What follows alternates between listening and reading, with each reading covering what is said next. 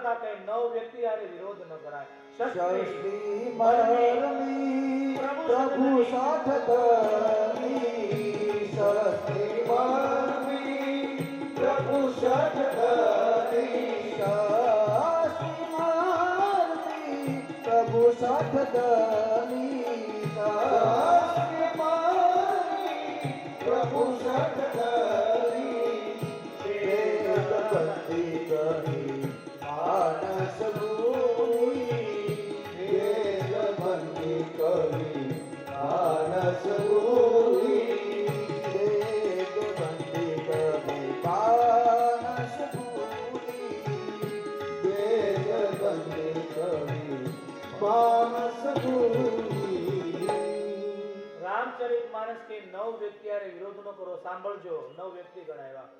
પેલું ગણાયું શસ્ત્રી, જે શસ્ત્ર ચલાવવામાં કુશળ હોય એને વિરોધ ન કરવો. બીજું મરમી, આપણો મર્મ જાણે એને છોડી દેવો. શસ્ત્રી, મરમી, પ્રભુ, ભગવાન આરે વિરોધ કરાય. ત્રણ આરે, આ ત્રીજા, ભગવાન આરે વિરોધ ન કરાય. શસ્ત્રી, મરમી, પ્રભુ. શઠ, લુચ્ચો, લુચ્ચા આરે વિરોધ ન કરાય. લુચ્ચો એટલે કોણ ખબર તમને? એક વ્યક્તિ, ચોમાસાની સીઝન હતી અને અતિ વરસાદ પડતો હતો, એટલે દોડીને કોઈ ભાઈને ઘરે ગયો કે બચી જાવ, પલ્લું નહીં. એટલે એને ભાઈએ કીધું, ભાઈ બહુ વરસાદ છે, સોસાયટીમાં બધી પાણી ભર્યા છે અને તમે પલ્લી જશો, અહીંયા રોકાઈ જાઓ, જમી અહીંયા લેજો આજે. બોલો કે કાંઈ વાંધો નહીં, હું આજે અહીંયા જમી લઈશ.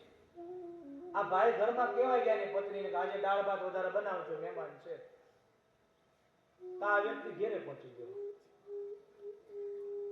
આ ભાઈ બહાર આવી ગયા, ગયો ક્યાં? અને થોડી વાર આખો પલ્લીને આવ્યો. એટલે કીધું તમે ક્યાં ગયા હતા? કે મારા પત્નીને કહેવાય કીધું મારું જમવાનું નહીં બનાવતું. આ શઠ,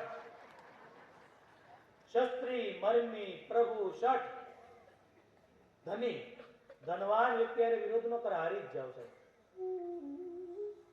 એટલા વર્ષો પહેલા લખેલું શાસ્ત્ર કે ધનવાન વ્યક્તિ આરે વિરોધ ન કરાય. શસ્ત્રી, મરમી, પ્રભુ, શઠ, ધની, બેદ, બંદી, ડોક્ટર આરે વિરોધ કરાય. ડોક્ટરને કહેવાય કાલ સાંજ સુધીમાં મને મટી જવું જોઈએ, નહીં તો તમારું આયુ બનશે. સાહેબ નો કે કાલ હાંજ પડવા દઉં તો ને,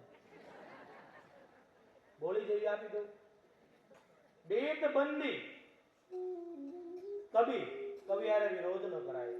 આપણો જાહેરમાં દોહરો કહી દે.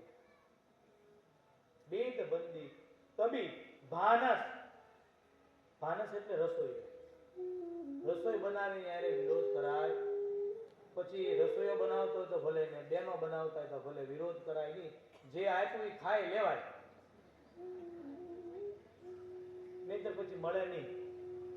અને છેલ્લું કીધું ગુણી, ગુણવાન, જે સજ્જન વ્યક્તિ હોય, ગુણવાન વ્યક્તિ હોય, બોલે જ નહીં, એને યારે વિરોધ કરો તો ભગવાન તમારા ઉપર નારાજ થઈ જાય છે.